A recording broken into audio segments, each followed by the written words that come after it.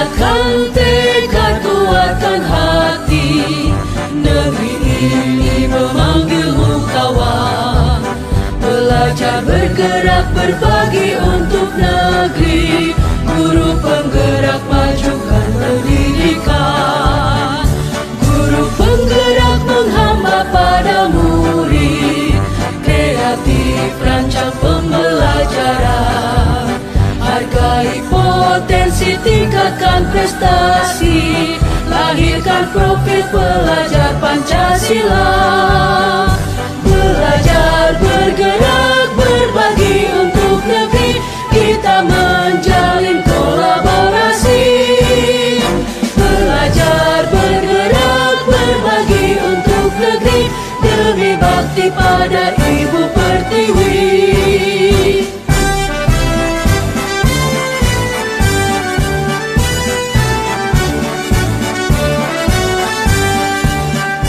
Bulatkan tekad, kuatkan hati, negeri ini memanggilmu kawan. Belajar, bergerak, berbagi untuk negeri. Guru penggerak, majukan pendidikan. Guru penggerak menghamba pada murid. Kreatif, rancang pembelajaran. Hargai potensi, tingkatkan prestasi. Lahirkan profil pelajar Pancasila. Belajar, bergerak, berbagi untuk negeri. Kita menjalin kolaborasi. Belajar, bergerak, berbagi untuk negeri. Demi bakti pada Ibu Pertiwi. Assalamualaikum warahmatullahi wabarakatuh. Waalaikumsalam. Selamat siang Bu Yana. Selamat siang Pak. Gimana kabarnya? Alhamdulillah baik Pak. Ganggu jam belajarnya? Saya juga masih bisa diatur Pak dari ya. Oke, baik. Terima kasih Bu. Alhamdulillah hari ini kita lanjut pertemuan kita kemarin Bu, dari observasi kita dari pasca observasi dan sekarang pertama kemarin pra-observasi, yaitu observasi. Saat ini kita pasca observasi. Nah, untuk kali ini kita tidak hanya berdua Ibu. Kebetulan hari ini ada Ibu Sultan Polri selaku pengajar praktek kami di CGP Angkatan 7 Kabupaten Aceh ini. Oke, sebelumnya saya ingin membacakan hasil observasi pembelajaran kemarin Bu, di mana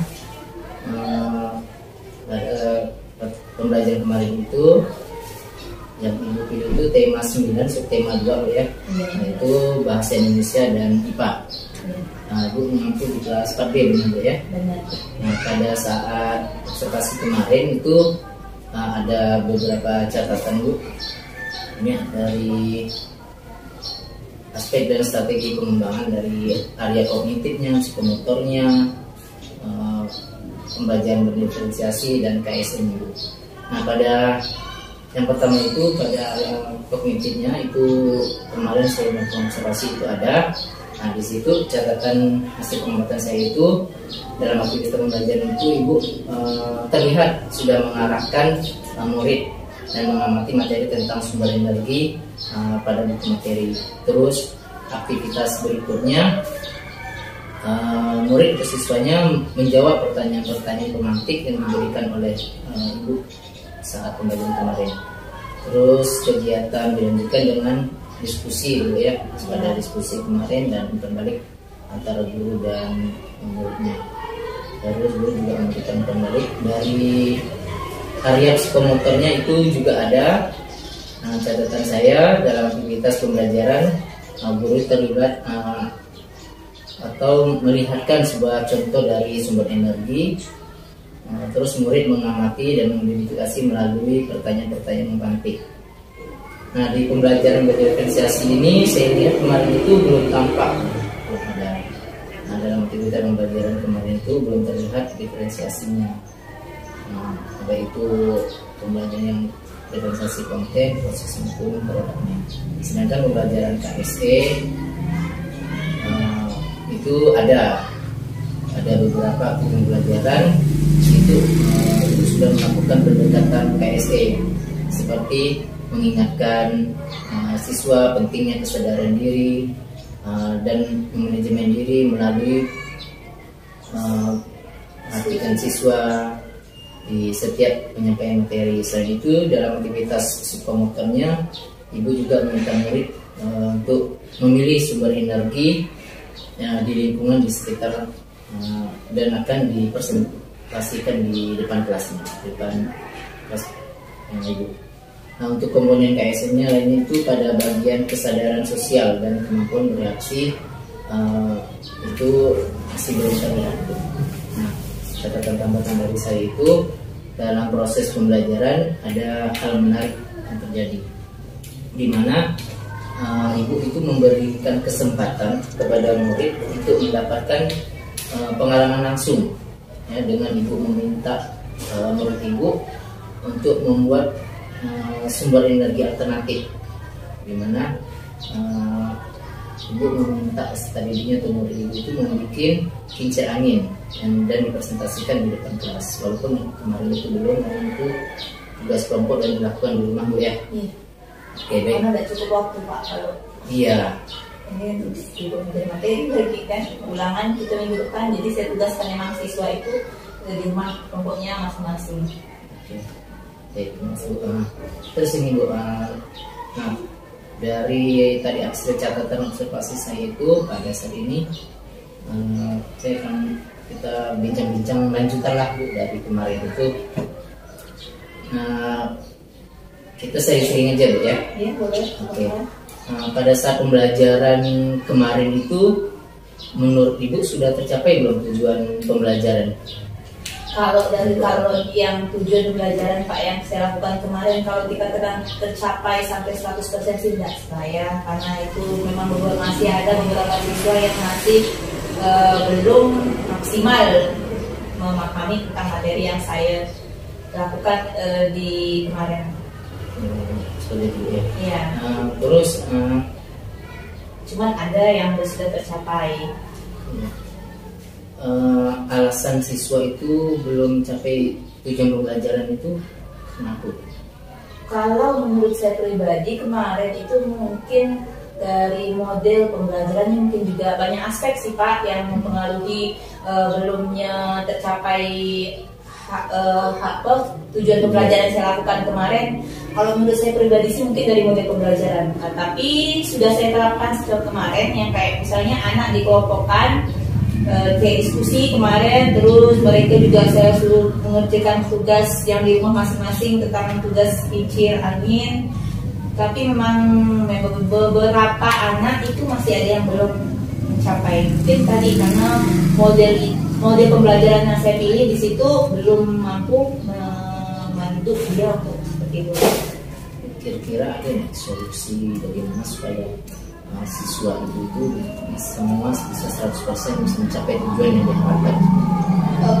Mungkin kemarin karena saya tidak kayak misalnya kan yang kayak audio visual tidak menampilkan pakai infocus, kemarin kan hanya segala mengajar pakai media biasa saja, terus cuman modelnya saya kelompokkan. Ada mungkin perlu saya terapkan seperti itu Pak. Ada kayak misalnya saya dibantu dengan media audio visual, mungkin saya lakukan seperti itu. Ya, seperti itu. Jadi siswa itu nanti dipetakan bagaimana siswa yang mana yang model pembelajarannya biasanya dari visual, audio visual, dan kinestetik seperti itu ya. Iya.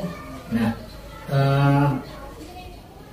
terus ini Bu, kekuatan atau potensi yang menurut Ibu yang Ibu miliki yang mendukung dalam pengembangan pembelajaran agar siswa itu bisa mencapai tujuan pembelajaran 100% itu ada tidak menurut Ibu dalam ini? Ya, setiap guru kok ditanya gitu, pasti jawabannya ada Pak. Iya. Jadi ya salah satunya tadi potensi yang saya harus berani mengevaluasi diri saya sendiri atau memilih apa yang biar anak itu tujuan yang saya lakukan itu tercapai 100%. Contohnya tadi yang saya bilang, saya mau mencoba dengan menggunakan model pembelajaran yang melibatkan audio visual seperti itu.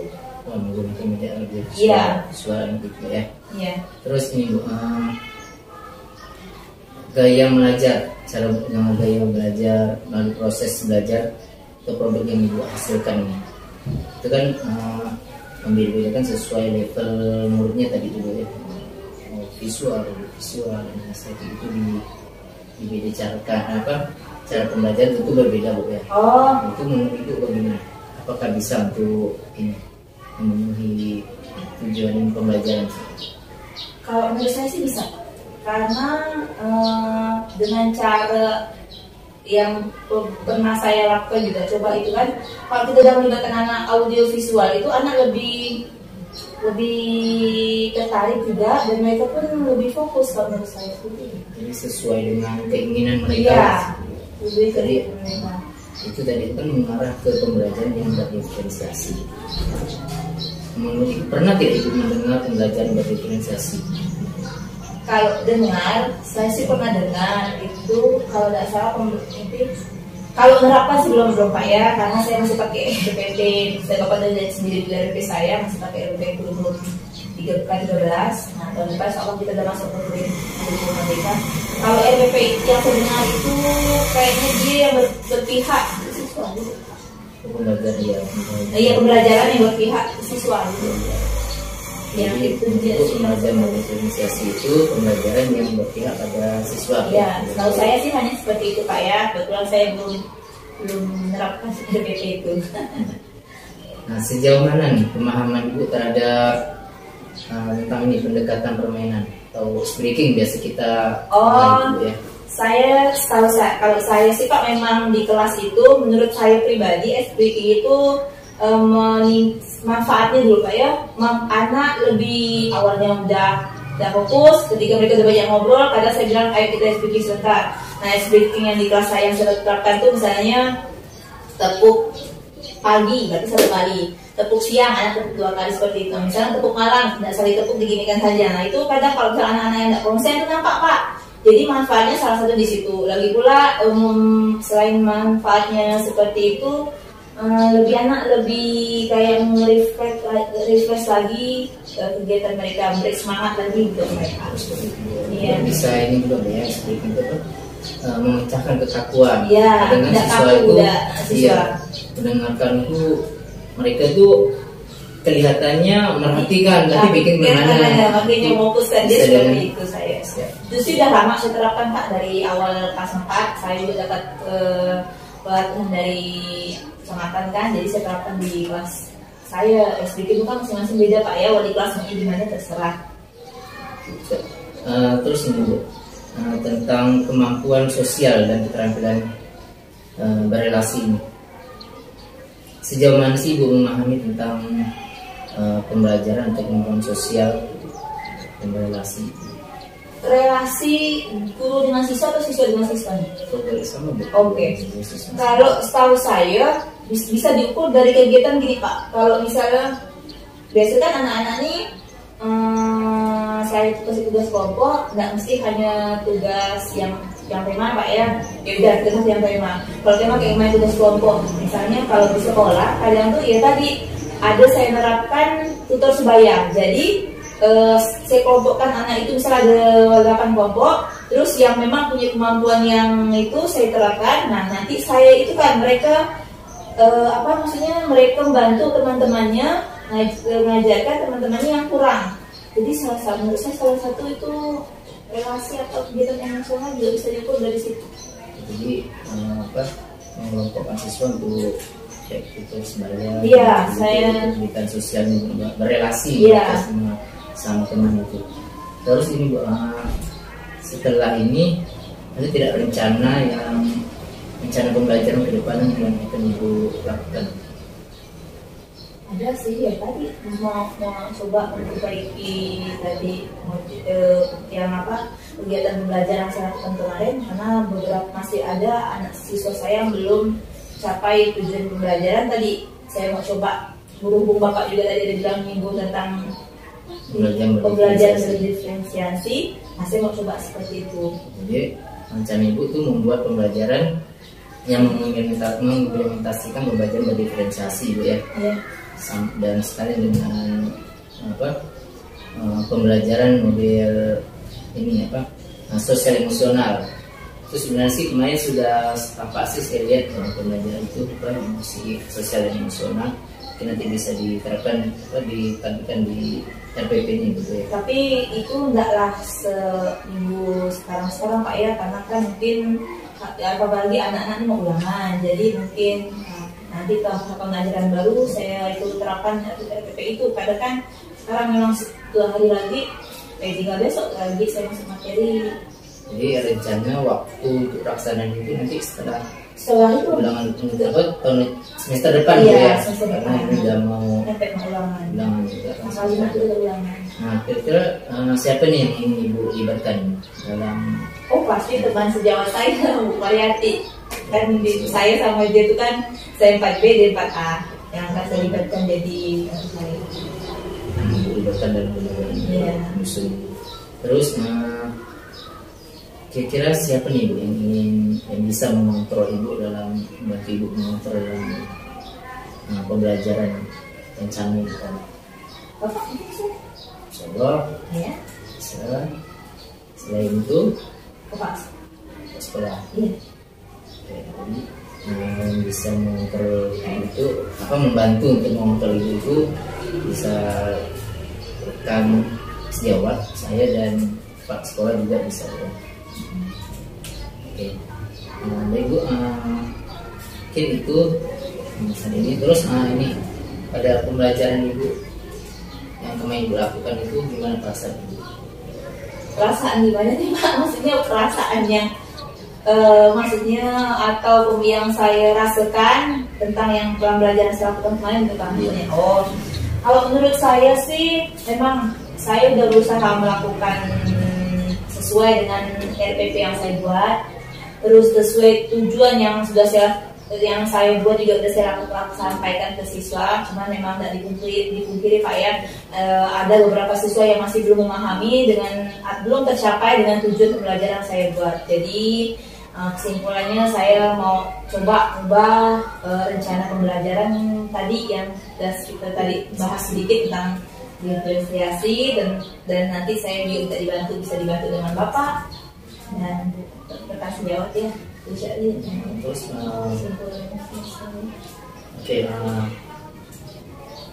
kesimpulan dari temuan kita kali ini Bapak Ibu ini kesimpulan dari yang pertemuan wawancara hari ini Pak? Iya. Jadi menurut saya sih saya dapat ilmu baru tentang pembelajaran Pak ya. Tadi Bapak bilang ada yang tentang KS. Oh ya. Terus adanya sekarang ada RPP yang berpihak pada siswa seperti itu ya. Nah walaupun saya memang mau coba itu sih kesimpulan yang saya dapat hari ini. Jadi nanti kita sama-sama lah Bu ya memperbaiki bagaimana pembelajaran di sekolah kita ini bisa lebih baik lagi, yang tentunya yang berpihak pada murid bagi siswa. Oke. Terus perasaan Ibu setelah ketemu kita kali ini? Perasaan nih senang, baik. Lega gitu ya. Lega lah Pak. Soalnya dari kemarin dari itu mau masuk kelas saya terus. Baik, terima kasih Bu. Mungkin itu mungkin dari pertemuan kita pada kali ini. Setelah kemudian kita melakukan pra-observasi, terus kita observasi di kelas, dan pada saat ini ya puncaknya yaitu pasca observasi dari kegiatan kita. Iya. Oke, terima kasih Bu ya. Iya, sampai. Assalamualaikum warahmatullahi wabarakatuh.